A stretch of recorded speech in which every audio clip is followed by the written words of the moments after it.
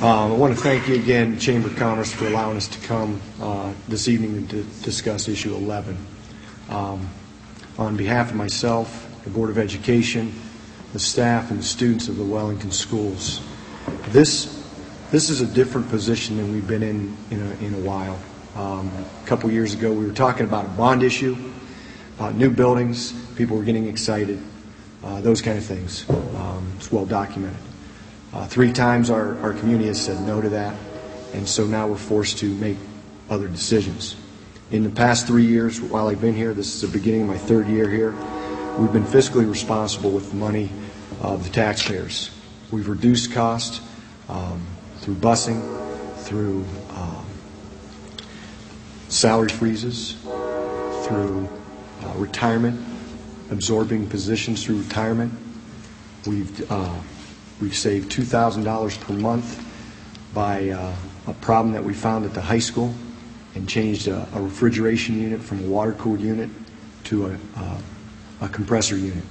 We've continually tried to do the right things with the taxpayers' dollars in this community. We've done everything that we can. We're as bare-boned as a school district can be. We're facing the same thing as you as a homeowner are facing every day. We know it's tough out there. We know the economy's tough. And it's hard for us to live day to day in our community.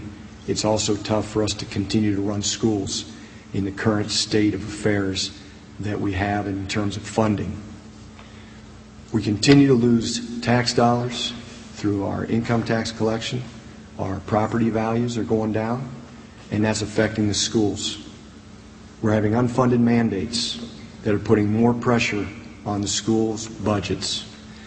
We have all these things going against us, and yet we have great kids, we have great teachers, and we come to school every day hoping to give them the best education that we can and give them an opportunity in the future. We've done everything we can from the school district's perspective. We now have to ask the community to help us out. We're asking for a $5 million permanent levy. $2.5 million will go to operating cost, and $2.5 million will go to permanent improvement.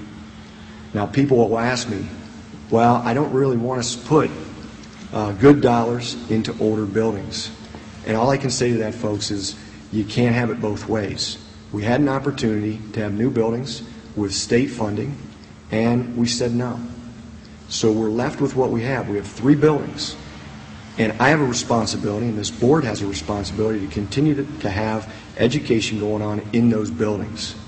So we have to ask for permanent improvement dollars. We have to maintain what we have. We're not doing anything great to those buildings. We're keeping them operating.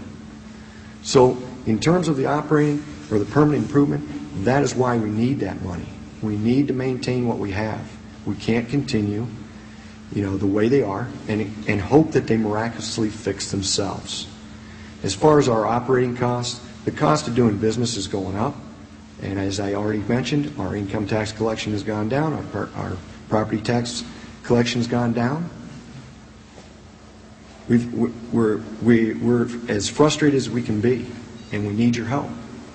And we have heard from Columbus that in the next biennium budget that we're facing a 20 to 30% school funding cut. What that equates to in our district is $1.2 to $1.7 million.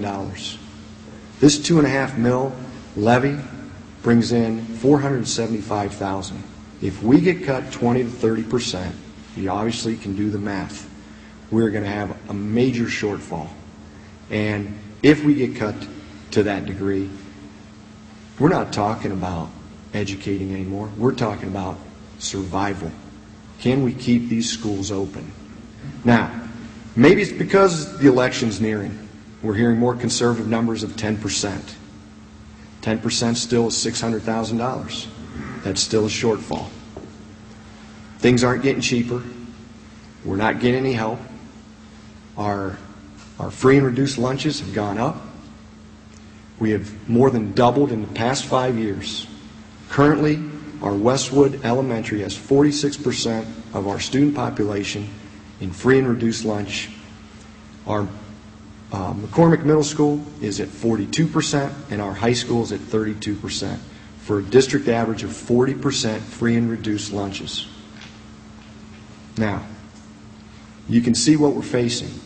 We need help. It's doubled from what we've had. And, you know, the governor's plan and in House Bill 1 was to waive instructional fees for our free lunch students. And while I'm all in favor of helping people out, the state is doing nothing to reimburse us for that money that's lost. So that's taxpayer dollars that are being used for instructional fees, and we would probably all agree. But when your student population is now over 400 of free lunches, you do the math, how much money we're losing each year that's not being refunded. Again, another unfunded mandate that we as administrators, as school boards, and it's not just Wellington, it's everywhere. This is what we're facing. I can't stress it enough. This is not to line anybody's pocket. Nobody's going to profit from this. The only thing that this levy is going to do is keep our schools open. If we fail this levy, we're going to make more difficult decisions, guaranteed. We've already made cuts that we feel were necessary, and things that are on the forefront. If this fails, we're going to talk about extracurriculars being gone, and when you cut extracurriculars, OHSAA rules say a kid can leave this district and open enroll anywhere without penalty. So we will lose enrollment. It's a double-edged sword.